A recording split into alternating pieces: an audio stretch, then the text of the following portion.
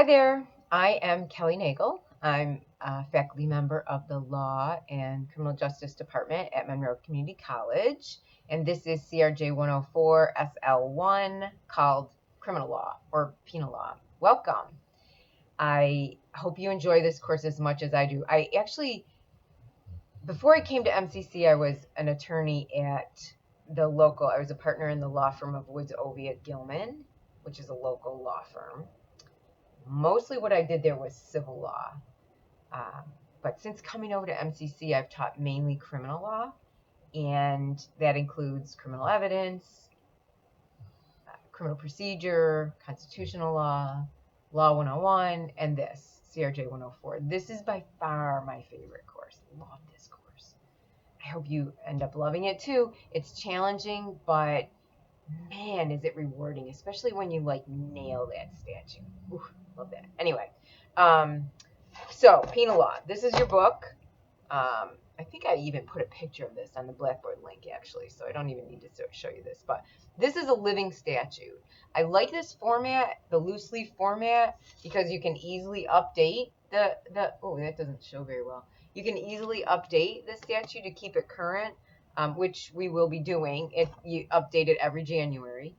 You can subscribe to their subscription service and get automatic updates, but remember, depending on the cost, this is a public statute, so you can always look at this online, and I think I referenced in my course information sheet some reputable sources online that have this listed.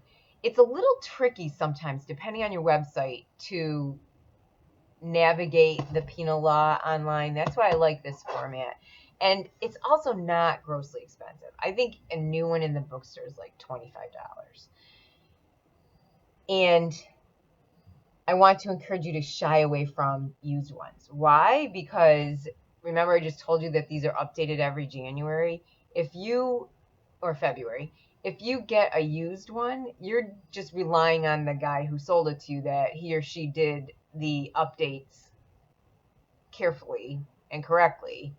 So I would spring for the extra like $2 or whatever and get the new version. And that's what you can get in the bookstore. You should also have the study guide, which is this thing. It's pretty dated, but it's published in-house, but it was authored by my immediate predecessor. And the good thing about that is it has some good sense, common sense explanations, but it also has a lot of the cases we'll use and some of the homework material. Speaking of homework, there are 6 assignment, I call them opportunities. 6 assignment opportunities. You only have to submit 4 for a grade. So you get 2 freebies.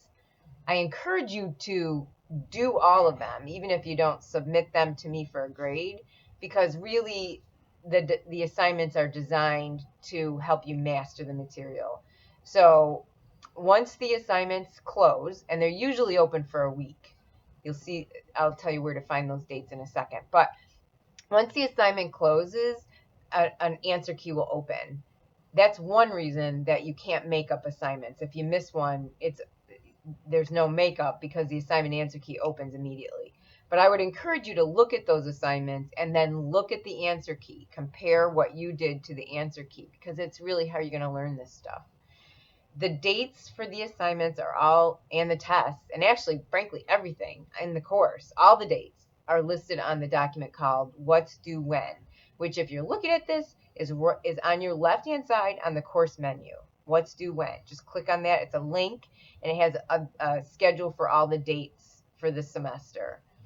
Likewise, on that same menu is the course information sheet, which you should also take a look at. It has the breakdown of how the grades fall, what different assignments are due, the tests, and then there's a participation set of activities also. I think there's 4 of those, including discussions and things like that. In terms of the assignments and the discussions, they both have guidelines. Please look at those before you submit the first one. There are rules about what you can and cannot do. For example, if it's a discussion, you can't just log in. You can, but you're not going to get full credit. Log in on the day that it's due and post your 3 required postings. That's not really discussion. That's like checking it off your list. The discussion is meant to be a back and forth between course members as if we were sitting in a classroom. And so there's some give and take there, ideally over several days, and not just logging in on the day that it's due and just whipping off your 3 posts. That's not going to get you full credit. That's all explained in the discussion guidelines, so I would take a look at that before you do the discussions. And likewise with the assignments, they're all on Blackboard. So there's instructions on how to do it. Please don't put those in the little box that's called, I think it's called add comments or write comments. That drives me crazy. It looks like you should put it there. You shouldn't put it there, because on my screen then it comes up as this little tiny box that I can't expand and I can't give you feedback in, and it's maddening, and I'll probably just send it right back to you. Anyway, the tests are on the Blackboard menu when they open. They'll be available there, usually open for a week. Again, all of that is answered in the what's due when. Let me see if there's anything else I meant to tell you that I haven't touched on. I did the book, I did the assignments, the study topic. Yeah, the way I would approach it if I were you is to go to the topic, review the study guide and the penal law referenced material. Then open the PowerPoint that corresponds with it. If it's homicide, go to the homicide chapter and look at the PowerPoint.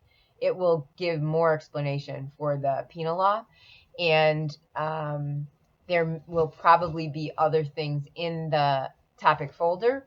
For example, I think almost every topic, with the exception of possibly one, has a set of practice problems. You should definitely do the practice problems.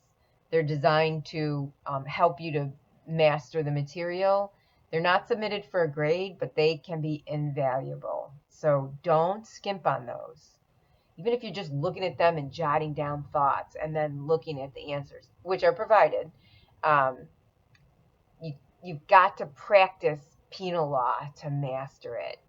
That's why I give you so many opportunities to do stuff with the penal law, the assignments, the practice problems, things like that. Don't cheat yourself by skipping those. Okay, I think that's it. If you have any questions, you can email me. If you email me from the link on this course menu here, it will come with the reference that you're in this class. If you email me on your own from your MCC account, make sure to put in the subject line what course you're talking about, because I have lots of them and it's really annoying for me to have to figure out what you're talking about. And be careful with non-MCC emails. Sometimes they get caught in the spam filter, so best to email me directly from the MCC email. I think that's it. I hope you have a great semester. I'm looking forward to it myself. Thanks.